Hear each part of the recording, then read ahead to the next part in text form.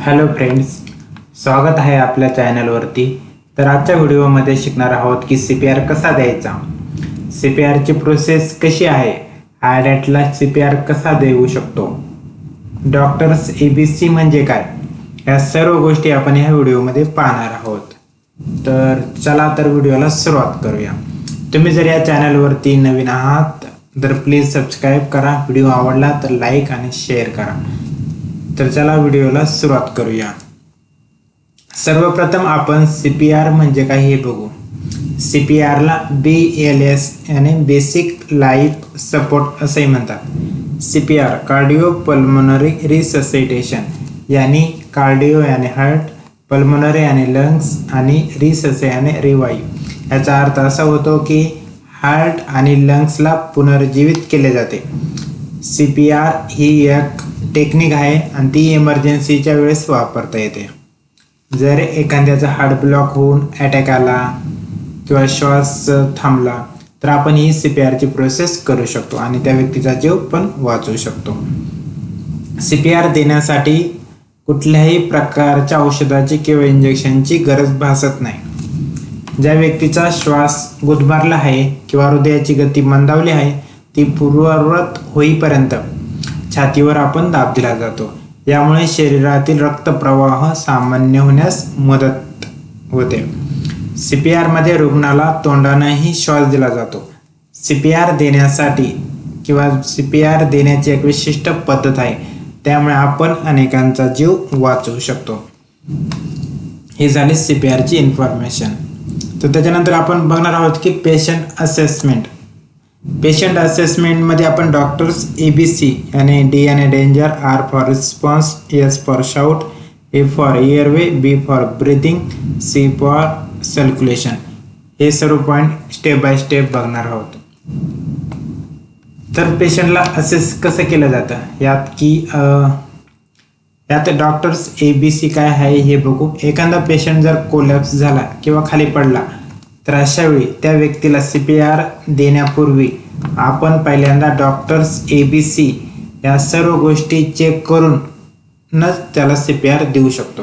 यासाठी आपल्याला doctors ABC process माहीत असणे गरजेचं आहे.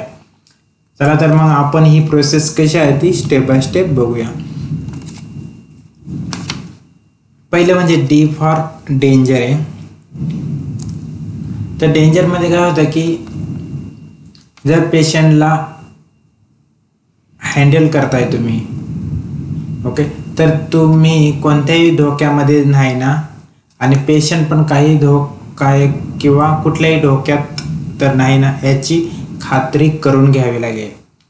आपण स्वतःला प्रश्न विचारू शकतो की पेशंट कशामुळे कोलॅप्स झाला, तिथे कोणत्याही प्रकारचे हजार्डस नाही ना आणि पेशंटला तुम्ही हँडल करताय यामध्ये काही धोका तर नाही ना. या दोन गोष्टी आपण लक्षात घेणं गरजेचं आहे. हे दोन चित्र दिसत आहे तुम्हाला, एक म्हणजे फॅक्टरीमध्ये आणि एक ट्रॉफिक याने कार वगैरे रस्त्यावरचं. तरी ह्या कंपनीमध्ये जर हे झालं अटॅक वगैरे आला किंवा एखादा व्यक्ती कोलॅप्स होऊन पडला तर आपण डायरेक्ट तिथं CPR न देता त्याला व्यवस्थित ठिकाणी सेफ जागी घेऊन त्यानंतरच आपण CPR देऊ शकतो. इथं पण रस्त्यावरती जर ट्रॉफिकमध्ये जर एखाद्या व्यक्तीला अटॅक आला, पडला, काय झालं तर आपण एखाद्या विशिष्ट ठिकाणी म्हणजे सेफ जागी त्याला आपण फर्स्ट एड CPR देऊ शकतो. अशा प्रकारचं हे डेंजर. ओके, हे झालं डेंजर. दुसरं आहे R फॉर रिस्पॉन्स. यामध्ये आपण पहिल्यांदा पेशंट रिस्पॉन्स करतो की नाही हे चेक करावं लागतंय.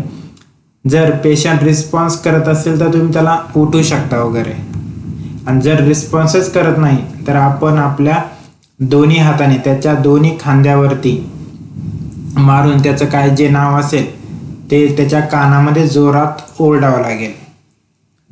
जर पेशंट काहीच रिस्पॉन्स करत नाही तर समजून घ्यायचं की पेशंट अनकॉन्शियस आहे, म्हणजे बेशुद्ध अवस्थेत पडलेला आहे. ओके, या चित्रामध्ये कसं ती व्यक्ती त्या पेशंटच्या खांद्यावरती जोरात मारून आवाज करते, त्याचं जे नाव आहे ते बोलवते. हे झालं R फॉर रिस्पॉन्स. तिसरं आहे S फॉर शाउट. शाऊट म्हणजे ओरडणे. यामध्ये ह्या प्रोसेसमध्ये काय असतं की जर आपल्याला मदतीसाठी आपल्याला ओरडावं लागेल. ओके, म्हणजे पेशंटजवळ अनेक लोक जमा होतात, कंपनीत असेल किंवा बाहेर, आणि ते लोक काय करतात की आपल्यालाच बघत राहतात.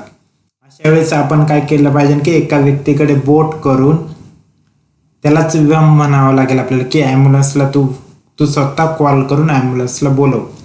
असं जर आपण एकाच व्यक्तीला जर म्हणलो तर बाकीच्या लोकांमध्ये काय की कन्फ्युजन होत नाही किंवा त्यांच्यामध्ये एक शंका राहत नाही की चला मला नाही सांगितलेलं, त्या व्यक्तीला सांगितलं, मग तो व्यक्ती व्यवस्थित ते काम करतो. नाहीतर आपण म्हणलो ॲम्ब्युलन्सला फोन करा, हे करा, ते करा, तर कोणीही फोन करत नाही.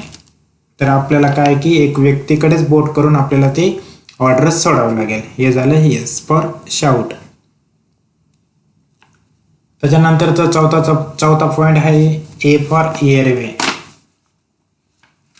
यामध्ये एअरवे आपण चेक करतो. एअरवे ही एक काय की ट्यूब आहे किंवा नळी, नाकातून तोंडातून ती फुफ्फुसात पर्यंत जाते. आपल्याला श्वासनळी ही ब्लॉक जर असेल, पेशंट कोणत्या अवस्थेत होतो, ज्यावेळेस पेशंट बेशुद्ध अवस्थेत होतो त्यावेळेस ती श्वासनळी ब्लॉक होते. जी आपली जीभ आहे ती मागच्या बाजूला जाते आणि श्वासनळी त्यामुळे बंद होती. हे बघा इथे एक पहिल्या चित्रामध्ये दाखवलेले ब्लॉक एअरवे, जी जीभ आहे ही मागच्या बाजूला पडली, त्यामुळे काय झालं की हे श्वास थांबलेला गेलेला आहे. ओके, तर त्याला ओपन एअरवे करायचं असेल तर आपल्याला ही पोझिशन करावं लागेल. त्या पोझिशनला काय म्हणतात, हेड टिल्ट चिन लिफ्ट. काय करायचं की अशा वेळेस आपण आपला एक हात पेशंटच्या फोरहेडवरती म्हणजे डोक्यावरती ठेवून त्याच्या डोकं बॅक पोझिशनमध्ये घ्यायचं आणि दुसऱ्या हाताच्या बोटाने त्याच्या हनुवटीला थोडंसं लिफ्ट करायचं आणि ह्याच प्रोसेसला काय म्हणतात की हेड टिल्ट चिन लिफ्ट. हे बघा, याने एक हाताने त्याच्या डोक्याला थोडंसं बॅक साईडला म्हणजे खालच्या बाजूला हे केलं बॅक साईडला, आणि दुसऱ्या ज्या फिंगर्सने त्याने ते थोडंसं लिफ्ट केलं, म्हणजे त्याच पोझिशनला काय म्हणतात की चिन लिफ्ट. ह्याच पोझिशनला चिन लिफ्ट, हेड टिल्ट चिन लिफ्ट असं म्हणतात. ठीक आहे, आणि हे एक दुसरं आहे जॉ थ्रस्ट मॅन्युअल. हे दोन प्रोसेस असतात. या प्रोसेसमध्ये काय होतं की ज्यावेळेस सर्वायकल स्पायनल कॉर्ड जर इंजुरी असेल त्या व्यक्तीला ही पोझिशन केली जाते श्वास ओपन एअरवे होण्यासाठी. तर हे हाताचे बोट आहे तर ते हनुवटीला वगैरे करून ते पुढच्या वरच्या साईडला असं ढकलावं लागतं आणि अंगठ्याच्या सहाय्याने त्याच्यातून ओपन केलं जातं. यामध्ये काय होतं की त्याचा श्वास ओपन होतो. ह्या पोझिशनमध्ये काय होतं की ज्यावेळेस त्याला स्पायनल कॉर्ड इंजुरी असेल त्यावेळेस त्याच्या नेकची हालचाल होणार नाही हीच काळजी त्याच्यामध्ये घेतली जाते फक्त. आणि याच्यामध्ये काय की तो सामान्य आहे, नेक स्पायनल कॉर्ड इंजुरी वगैरे नाही त्यासाठी ही पोझिशन असते आणि स्पायनल कॉर्डसाठी ही पोझिशन आहे. ओके, हे दोन आहे पोझिशन एअरवे ओपन करायची. कसं ओपन करू शकतो हे दाखवलंय.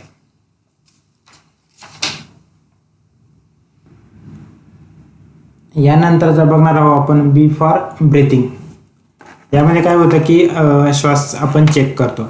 यामध्ये पहिल्यांदा आपला कान पेशंटच्या तोंडापाशी घेऊन ऐका, पहा आणि अनुभवा या 3 गोष्टी आपल्याला चेक करायच्या आहेत.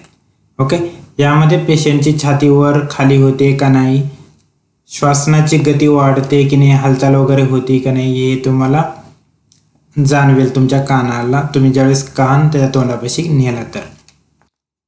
जर ह्या गोष्टी पूर्ण बंद असेल, श्वास पण लागत नाही किंवा त्याला ते श्वास वगैरे त्याचा हे होत नाही, छातीवर खाली होत नाही, तर त्याला काय करायचं, माउथ टू माउथ रेस्पिरेशन आपण त्याला द्यावं लागेल आपल्याला. ओके, तर ही चित्र आपल्याला दाखवतं की तो व्यक्ती छातीचे निरीक्षण करतो, ते छातीवर खाली होते की नाही, आणि त्याचबरोबर त्याचा श्वास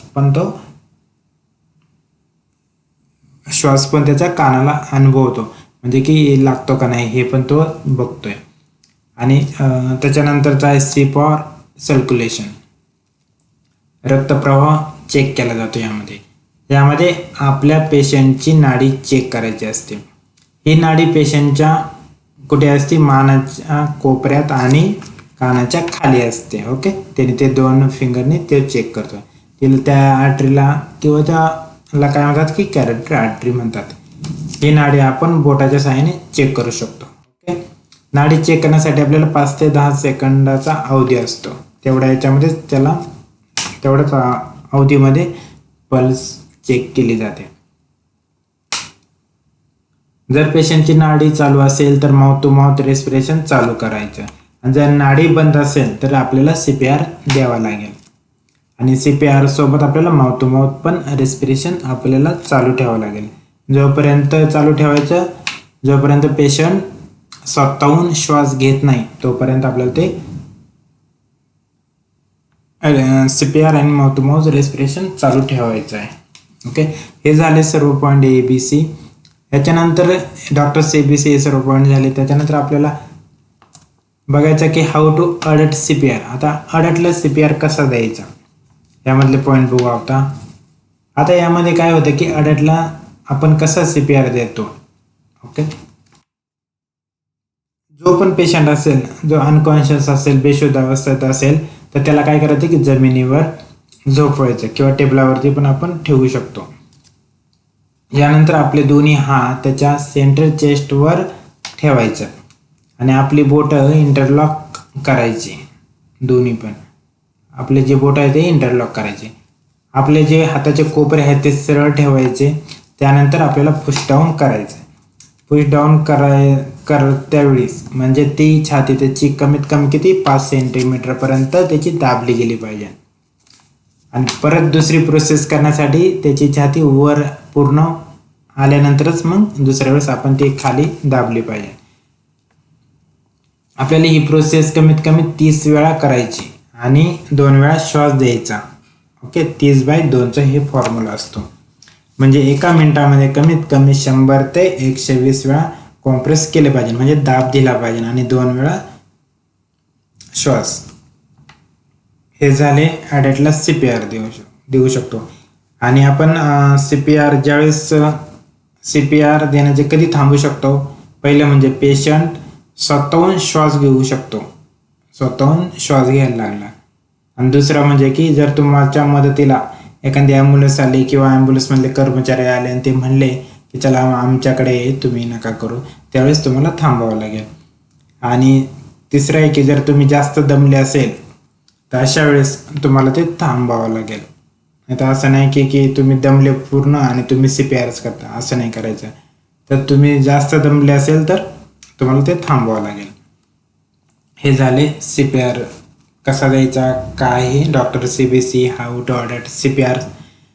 बस एवढंच होतं. तुम्हाला हा व्हिडिओ चांगला आवडला तर प्लीज लाईक, सबस्क्राईब, शेअर करा.